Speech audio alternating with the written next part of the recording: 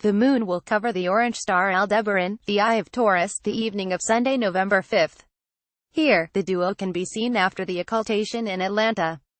Credit Starry Night Software. Tonight, November 5th, just one day after reaching its full phase for the month, the moon will temporarily hide the orange star Aldebaran, the brightest star in the constellation Taurus, in what astronomers call an occultation.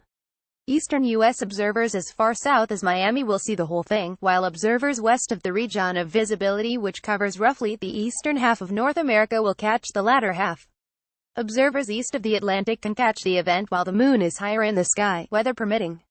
The moon's Aldebaran occultation explained what to know for skywatchers in New York City. The occultation will start at 8:01 p.m. Est and end at 8:56 p.m.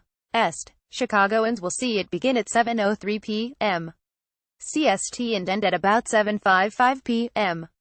CST. From New Orleans, only the end of the occultation will be visible at 7:38 p.m. local time, when Aldebaran reappears. Moonrise occurs at 6:51 p.m., and by that time, the star will already be behind the moon.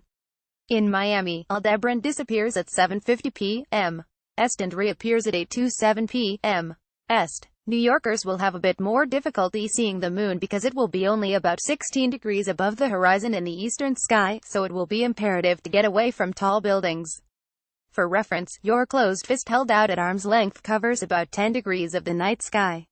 In Chicago, the moon will be only about 7 degrees above the horizon.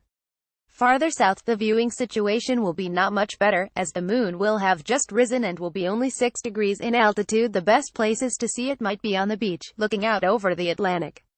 On the other side of the Atlantic, Londoners will see Aldebaran disappear at 2:38 a.m. local time on Monday, November 6th, and end at 3:23 a.m.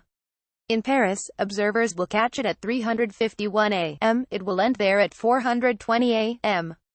For both cities, the moon will be positioned high in the sky.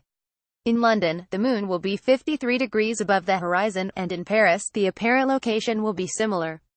The zone of visibility's southern limit runs through Cuba, and observers there might catch a grazing occultation on the eastern part of the island.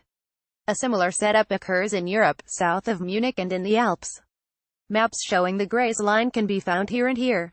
Editor's note: if you snap a great photo of the moon, Aldebaran, or any other night ski site you'd like to share with Space.com and our news partners for a story or image gallery, send images and comments to spaciphotos at Space.com. You can follow Space.com on Twitter at Space.com. We're also on Facebook, Google. Original story on Space.com.